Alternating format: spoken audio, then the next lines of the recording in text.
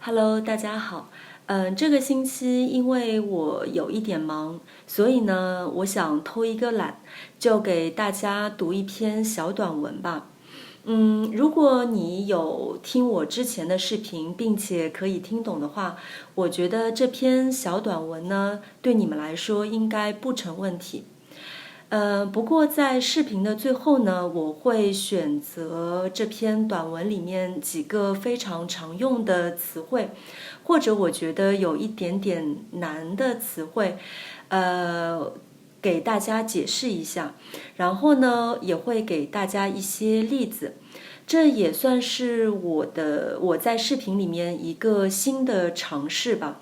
因为我在学习法语的时候呢，我经常有遇到这样一种情况，就是我认识这个单词，我知道这个单词是什么意思，但是呢，我好像不太会用，就不知道怎么用在句子里面，或者呢，也不知道在什么样的场景下使用，经常会闹出一些笑话，所以我想大家学习中文可能也是一样的。那如果你看过这个视频之后，你觉得这样的方式对你来说是有帮助的，请在留言里面告诉我。那在我之后的视频里面，我也会尝试做这样的或者更多的做一些这样的视频吧。这篇短文的名字呢叫《如果我爱你》。如果我爱你，而你也正巧的爱我，那你生病的时候，我会去照顾你，陪着你到好。你骑车的时候，我会要你小心一点，还要你到的时候打个电话跟我说。你忘了吃晚餐的时候，我会装作很生气，然后说你这样会让我很担心耶。你头发乱了时候，我会笑笑地替你拨一拨，然后手还留恋地在你发上多待几秒。你想哭，我会陪你掉泪，尽管前一刻我的心情是雀跃的。你要笑，我会陪你笑出声，不管上一秒我其实是沮丧的。我在空闲的时候会念念你的名字，想想你的声音。我在逛街的时候会想到，啊，你正好缺这个。我在发现了好东西的时候，一定马上想到，一定要你来看看。我失眠了之后，听到你也失了眠，会在心里偷偷的傻笑。我在熬夜的时候，接到你只为了说声不要太累，早点睡的电话，会甜甜的笑着，而且乖乖的去睡。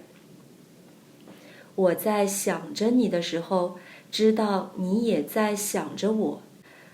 但是如果我爱你，而你不巧的不爱我，那你生病的时候，我只会打通电话慰问你，不敢奢求待在你身边。你骑车的时候，我只会暗暗地在心中希望你安全。你忘了吃晚餐，我只会笑笑地问，为什么不吃啊？你头发乱了，我只会轻轻地告诉你，你头发乱了。你想哭，我只能陪在你身边，轻轻地叹着气。你想笑，我只能微微地对你笑着。我在空闲的时候，还是会念念你的名字，想想你的声音。我在逛街的时候，会想到是谁帮你买了这个了吧？我发现了好东西的时候，会无奈地想着，会是谁告诉你这个好消息呢？我失眠之后，会躲着不让你看见我的黑眼圈。我在熬夜的时候，不敢期待会有电话声响起。我在想着你的时候，会想到这时的你是想着谁呢？如果我不再爱你了，我一定就不爱你了，我会去爱上别人。世界上有什么东西不会失去的吗？我相信有，你最好也相信。短文的第一句呢，有一个词语叫正巧。如果我爱你，正巧你也爱我。那正巧呢，就是正好、刚好的意思。比如说，我可以说，我想要找 David 商量一件事情，正巧他来找我了。或者我也可以说，我想给我妈妈带一件礼物，正巧我有一个朋友要回中国，所以我就让他带了。还有呢，比如说，你想要的这本书，正巧我有，所以正巧就是这样用的。短文里面还有一句话叫"如果我爱你，但不巧的你不爱我"。那不巧和我们刚刚说的正巧呢，其实都有正好的意思，但是正巧后面呢，一般跟的是一个好的结果，而不巧后面呢，跟的一般是一个不太好的结果。那举个例子，我有事想要找 David 商量，不巧他生病了，不在公司，是一个不太好的结果。那还有一个例子，你想要的这本书，不巧我们书店刚刚卖完，又是一个不太好的结果。短文里面还有一句话是你要笑，我会陪你笑出声，不管我上一秒其实是沮丧的。那沮丧呢，其实有两个意思。第一个意思呢，就是不开心、不高兴，心情不好。那比如说，你可以说，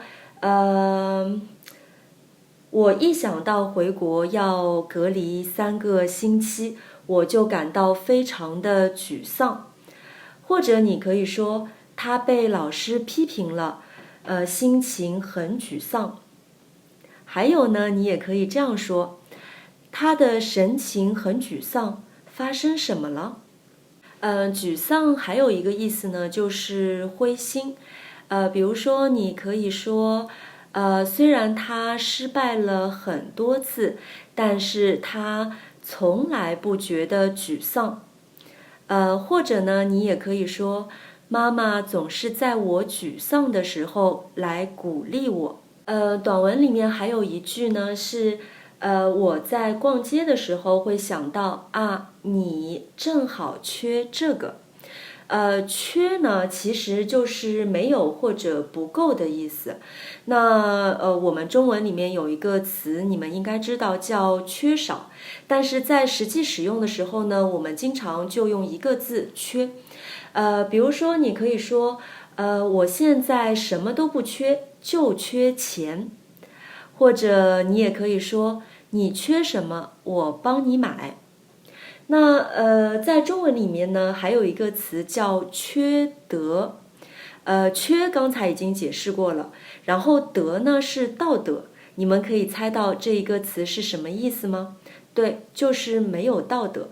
比如说，你可以比如说，如果有一个朋友经常问你借钱，而且呢，他有了钱也不还给你，那你就可以说他这种做法实在太缺德了。短文里面还有一句叫，我在熬夜的时候不敢期待会有电话声响起。那期待呢，其实就是等待一件好的事情的发生。你非常希望它可以发生。那它既可以做动词，又可以做名词。做动词的时候，比如说你可以说，我期待我可以尽快回中国。我已经有2年多没有回国了。或者你可以说，妈妈期待着我可以考上大学。做名词的时候呢，你可以说，这是一个不切实际的期待。不切实际的期待呢，就是这个期待是很难实现的，是非常难发生的，不切实际。好了，你们喜欢我今天为你们挑选的词汇吗？还有那一篇爱情小短文。如果你觉得今天的视频对你有帮助，请记得给我留言告诉我。当然，非常的感谢你能够收看我的视频，记得要订阅我的频道，非常谢谢你们的支持，我们下次再见。